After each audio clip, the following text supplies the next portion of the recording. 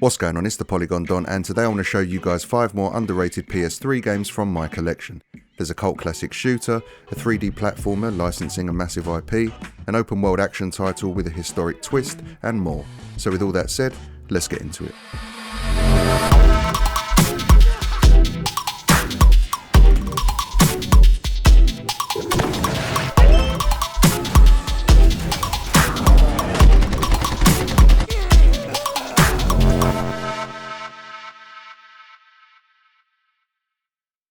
For your information, I am the white chocolate rabbit. Hey, white chocolate's not even chocolate. It doesn't even contain cocoa solids. Well, if I'm not real chocolate, then you probably wouldn't be interested in eating me. White chocolate. Maybe you'd do better in a turn-based RPG. The Simpsons game is a 3D puzzle platformer and collectathon based on the classic animated TV show and features all 5 family members as playable characters. It looks great too. I always think it can be a bit jarring seeing traditionally 2D characters redrawn as 3D models, especially in games from older consoles, but this does a pretty fantastic job at bringing those familiar faces and Springfield as a whole to life. The story is pretty interesting too, having been written by Simpsons writers. It's genuinely funny and very self-aware, with other video games, EA, the game's actual publisher, and pop culture in general being the butt of most jokes. It has a really interesting fourth wall breaking premise that genuinely surprised me, and I don't think it's given the praise as much as it probably deserves. You'll play through levels that are scattered across a kind of open world Springfield as each of the family members. You'll choose a main and sidekick, and this is dictated by the levels themselves. Not all playable characters are available from the get-go. You unlock members as the game progresses and switch them out at bus stops, which also act as a kind of fast travel posts. But it's not long until the famously dysfunctional family realise they're in a video game, and that they each come with their own distinct and very apt superpowers. Homer's main superpower is a giant burp that can stun enemies, and he can turn himself into a giant ball, allowing him to slam into things. There are certain pickups too that can briefly grant him additional abilities. If he inhales helium, for example, he can float in the air, reaching previously inaccessible areas, and eating certain food pickups can also switch up his gameplay mechanics for a short period of time as well. Bart can turn into Bartman, allowing him to glide over long distances using his cape, zipline across wires and climb certain walls, amongst other superhero-esque feats. He also comes with his trusty slingshot that can either take down enemies or hit faraway targets. Lisa's main power is using her saxophone to stun enemies. As the game progresses, she'll then be able to use it to turn enemies against each other, but her most impressive ability is becoming the Hand of Buddha. With the help of little Buddha statues found either in levels designed for her or in Springfield itself, she can pick up, freeze, smash and flick certain objects in the near vicinity. With the camera switching to a more top-down perspective, she can even send bolts of lightning to enemies in some levels, but is mainly used for puzzle purposes. Marge's ability is a bit of a wild card.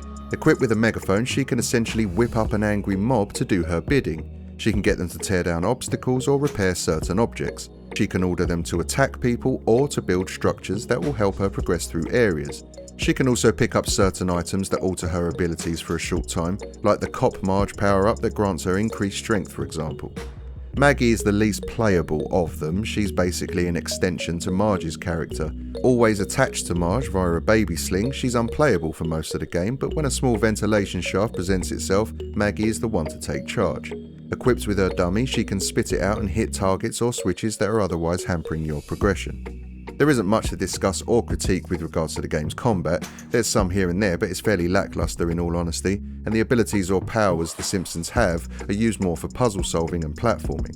But I do need to add that the camera can be genuinely shocking at times. Everything else in the game is actually quite polished, and with this being a fairly big title at the time, it even released alongside the then very anticipated Simpsons movie. I'm just a bit shocked it was left in the state it's in. I found myself wrestling with it way more than I'd like, and for a platformer, that's kind of inexcusable. It's not constant, but it irked me enough to make me want to moan about it and mention it to you guys. There's a load of stuff to collect in levels and in Springfield itself, with each character having their own collectible that only they can pick up, usually in areas that require other specific family members and their abilities in order to reach them. But my favourite was the cliché collectibles, awarded from the comic book store guy and found within levels. After breaking boxes or standing on a power plate, for example, you would get the comic book store dude pop up and sarcastically mock you for performing another video game cliche. A lot of them genuinely tickled me. If you're a fan of The Simpsons and haven't played this, I think it's well worth checking out. Occasionally awkward camera controls or not, there is a ton of Easter eggs and inside jokes for you to discover, and just walking around Springfield between levels and bumping into Dr. Hibbard to have a quick chat was a charming delight that I wasn't expecting. Equally, the levels themselves were really well designed and usually poke fun at some other major gaming franchise. So if 3D platforms are your thing, I think there's enough here with a unique spin that should be worthy of your time and money. Welcome to the game engine. Yeah, great. Here's the thing. Our town's being attacked by aliens and... Don't you understand, son? Your whole life up until this moment has been a mere video game. Yeah, what are you gonna do? The thing is, our video game powers aren't strong enough. We need upgrades, and fast. Well, I've anticipated this problem, and I've done what every video game player who doesn't have time to figure out things for himself does. You cheated. Exactly. Welcome one, welcome all to the new season of the MRC, the ModNation Racing Championship. 28 of the most exciting, exploding, life-threatening demolition kart races in the whole wide world. ModNation Racers is an exclusive kart racer from United Front Games that features an almost endless amount of content thanks to its very intuitive and robust level designer. This is very much a product of its era, echoing the same play, create, share mentality that Sony was pushing hard at the time with the likes of Little Big Planet. Unfortunately, the servers are no longer live for you to race other people online or on the tracks that they create. I could be wrong, so let me know down in the comments if so, but when capturing footage recently, I couldn't manage it, which is a shame as user-generated content was such a huge deal for this game when it originally released. But even with that said, I still think it's definitely worth picking up and adding to your collection, and here's why. The mod spot is like a hub area with different stations offering different services. With the state the game is currently in, you'll pretty much only be visiting two main areas. The race station, where you can quick race, split screen and tackle the career mode, and the creation station. Here you'll be modding your avatar, beefing up your kart, and it's also where you can flex your creative muscles with the track designer. The career mode alone was surprisingly lengthy and challenging. Your self-created avatar will enter the ModNation Racing Championship to better the lives of his family and own every other racer that dares to stop them. There's a silly little story attached too, with cutscenes that attempt to add gravitas and humour into the mix and don't always pull it off, but it's not all bad and is easily skippable if you did just want to get stuck into the races. You'll enter championship events that have certain requirements for progression and bonus tasks that you can either opt in or out of, but for the most part you'll want to come first and take down as many opponents as possible with the weapon pickups dotted around the track. The cool thing about these is that they can be upgraded up to 3 times once you acquire them. They include sonic attacks, missiles and lightning strikes. Just picking up a sonic attack, for example, and using it straight away will send out rings of shockwaves emanating from your car to knock back players that are surrounding you, while a level 3 upgraded sonic attack sends the rings forward, rushing along the track and knocking anyone in front of you out of the way. There's the obvious drift mechanic here too, and here a successful drift fills up a boost meter, and when full you can use it to boost, obviously, or if you're already in front but have opponents on your tail, you could use the meter to create a shield protecting you from any potential incoming fire. You can even use this meter to bump or sideswipe cars that are directly parallel to you, which is great for when you're on narrow bridges or just about to leap off a ramp, for example. The kart racing in general was just really solid. If, like me, your brain is pre-programmed with Mario Kart and Crash Team Racing controls, then it might take a little while to adjust to the speed and drift of ModNation, but once it does, I think you'll be pleasantly surprised with this. And the career mode was also really fun with a lot of genuinely great tracks to master. But the track designer is what surprised me the most. I don't tend to spend all that much time with things like this in games, as I can never create something as good as an actual game developer or even track designer, and I want to play the best. So why bother spending time in trying to learn a whole new set of design tools just to make a mediocre track? But let me tell you, what they've done here even manages to make designing a track actually fun. You basically get a large canvas of land to draw your track onto. This is done by driving over the terrain and essentially painting the track on as you see fit. As you do so, you can raise or decrease the height, changing the topography of the land, giving your track peaks and valleys, for example. You can add mountains, lakes, animals, change surface textures, and decide when and where pickups are placed. It's a simple design tool, but a very easy to grasp one, and like I said, it's a fun way to do it. Online multiplayer, as far as I can tell, is down, yes, but local split screen is still an option and incredibly good fun. So even with the absence of what made this game so appealing to begin with, the content that is still available is well worth the £10 or so that this game costs to buy used. So definitely keep an eye out for it next time you're game hunting.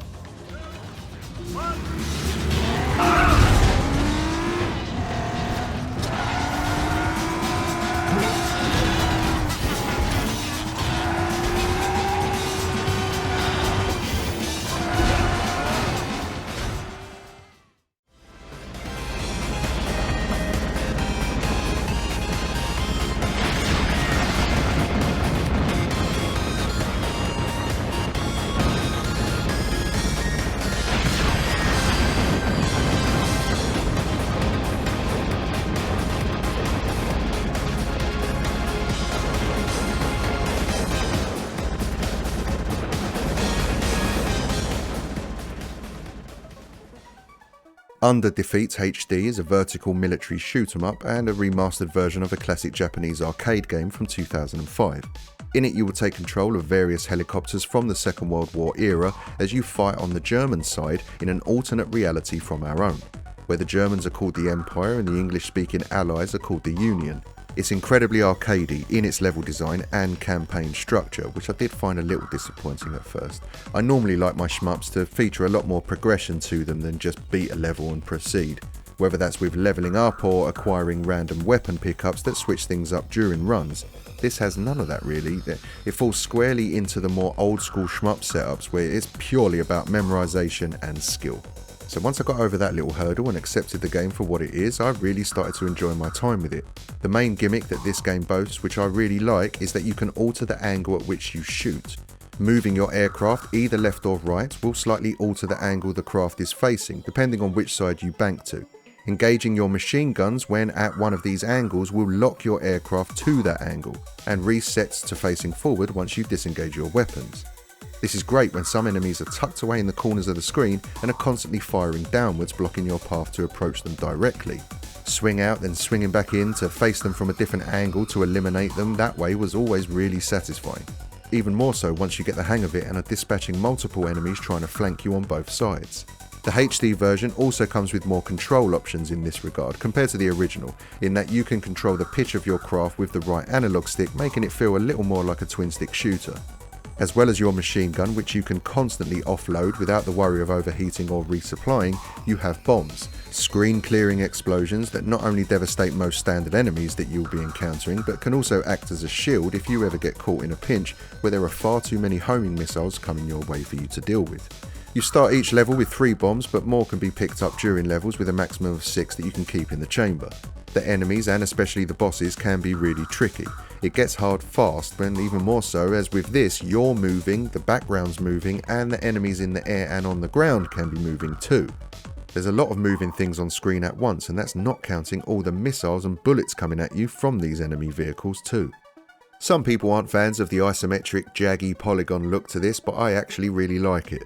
I love the early 2000 Dreamcast vibes this is throwing out, and I find it really nostalgic.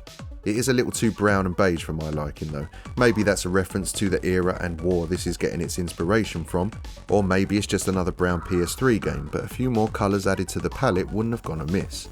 So with, in my opinion, glossier visuals and enhancements to the gameplay, the HD version of Under Defeat now comes with 2 new modes. New Order mode, which is basically the same game but made for more modern widescreen TVs. You can also play the game in its original arcade mode with the layout and aspect ratio that you would find in an arcade cab, which was also a nice inclusion. Originally an arcade game, it still very much feels like one. It was first ported to home consoles in 2006 when it arrived on the Dreamcast, but you're a richer person than me if you can afford to pick that up physically these days. Thankfully in 2012 this remastered HD version was released for PS3 and Xbox 360, and while even its physical prices are on the rise, they're still palatable at least. Currently the only way to play this version of the game is to actually own the physical version on PS3 or 360, as the digital versions were delisted from storefronts. However, word on the street is that a further updated version of this is coming to PS5, Xbox Series consoles, Switch and PC at some point this winter, so if you wanted to hold out for that, you've got that option too.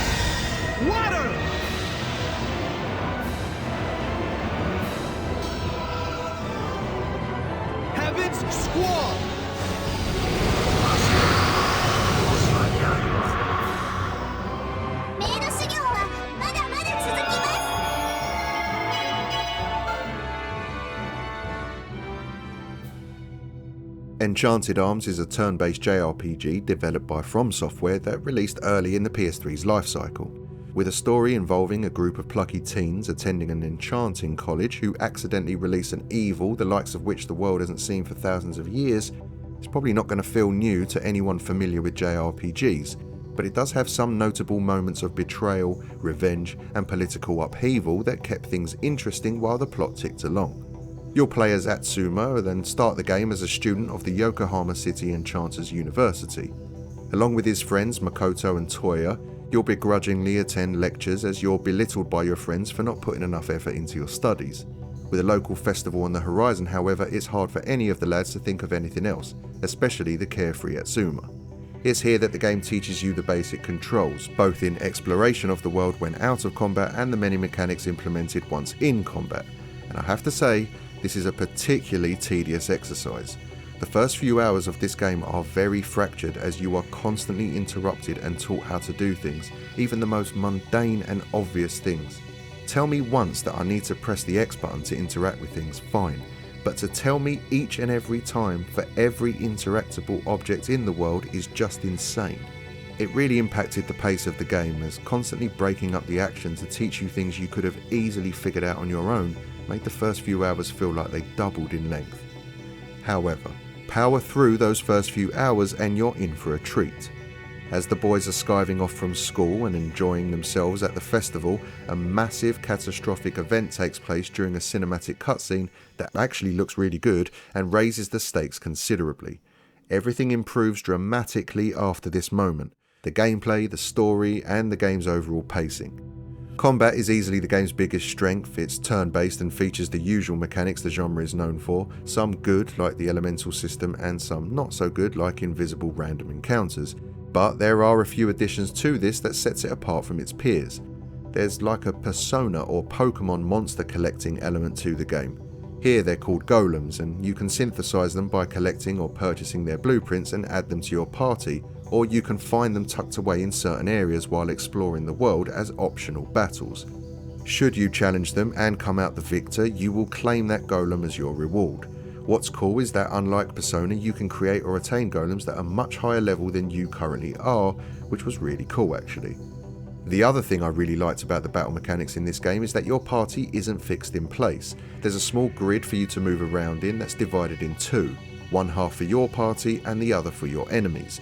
You can't cross over into their half and they can't come into yours, but you can move freely in your own half as you strategize which position is best for each party member. There's close combat and ranged, and as mentioned earlier, an elemental system in place that will dictate where your strengths and weaknesses are for any given battle. Getting familiar with the many enemy types of the game as it progresses speeds up the process, but I really liked the tactical element that this introduced. There's also a cool cover system where, if say a few party members are all in a line and an enemy has an attack that deals damage to anyone in that line, The first member impacted will bear the brunt of the damage, the one behind less so, and so on and so on. This was great to set up when an enemy had an attack that one of my party members was weak to. I just made sure they were always at the back of the row of human shields.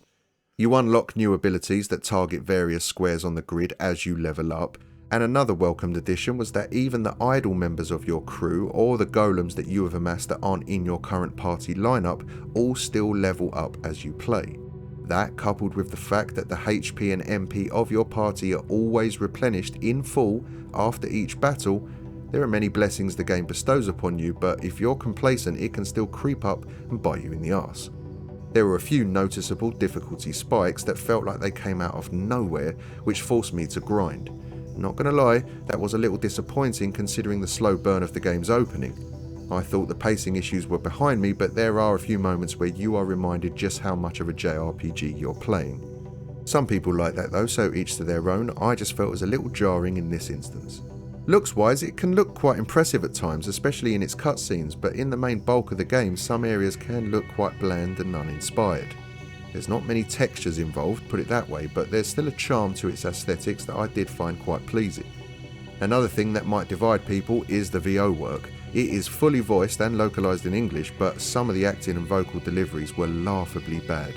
And I mean that genuinely, like I actually laughed. You might hate it, or you might find it charming and endearing to play in 2024 like I did, but it's definitely worth mentioning.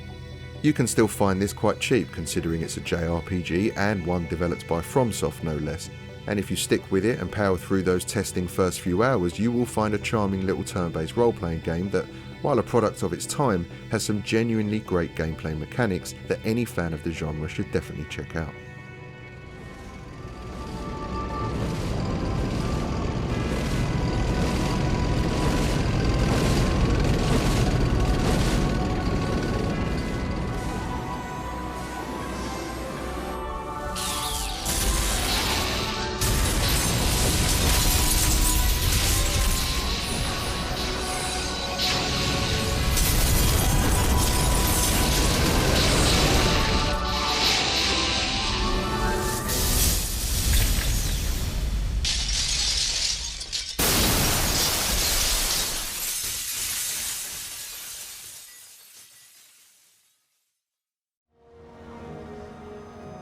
It's honest work.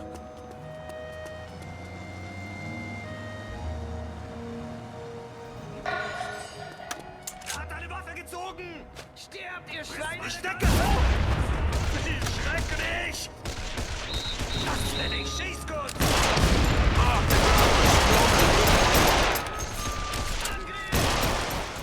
The Saboteur is a third-person action-adventure title set in Nazi-occupied Paris during the Second World War, and unfortunately the last game developed by Pandemic Studios before their closure shortly after the game was released. You'll play as Sean Devlin, an Irish race car driver and mechanic who ends up joining the French resistance to liberate Paris after his friend is killed by Nazi forces. Having narrowly escaped their clutches himself, he hunkers down in a cabaret club as he vows to take revenge for his friend's brutal death. There are many NPCs that offer guidance and quests for you to partake in to help you reach your goals, like Father Dennis, a Catholic priest that you find in the cabaret club, and Le Crochet, a hook-handed veteran legionnaire. Completing these quests not only raises your reputation as a valued member of the resistance, but it also has a much more visual impact. The Nazi invasion of Paris and its surrounding boroughs and suburbs has rather poetically drained it of all its colour. The map, as well as the world itself, is represented as a monochromatic greyed out land while under Nazi occupation. Only a few things deter from this, like lighting and the colours red for example, but completing quests both main and side as well as destroying any enemy strongholds will slowly liberate the area, returning the vibrant colour to the environment in the process. It's a neat trick and gimmick that lends itself to the time period the story is set in very nicely. Gameplay wise, it's a bit of a GTA clone at times, and in other instances more reminiscent of Assassin's Creed. There's even a dash of Hitman thrown in there too.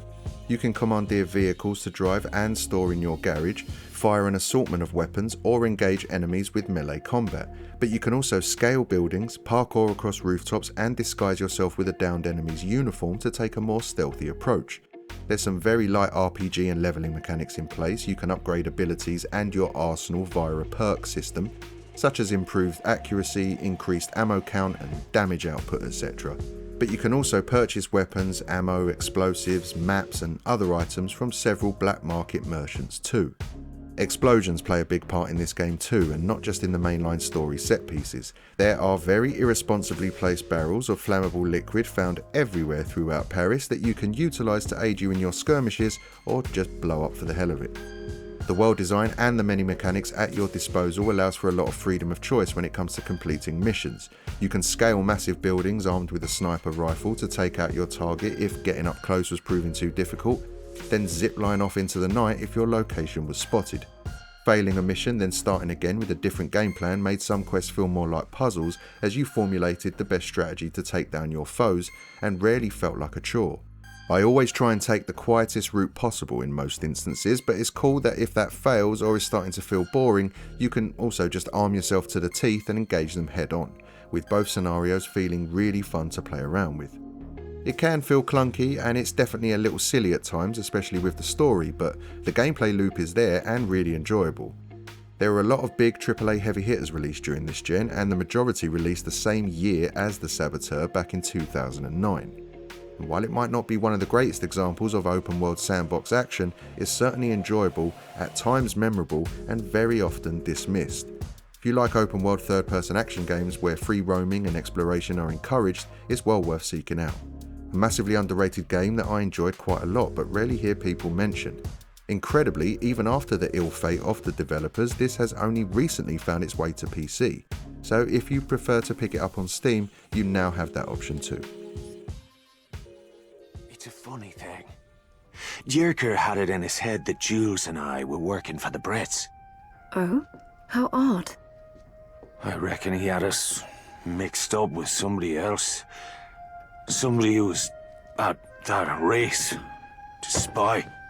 You always were too clever for a grease monkey. Too clever by half. Slip me a Mickey. Why? Shh, shh, shh. Think of it as a job interview. It's time you considered a new line of work.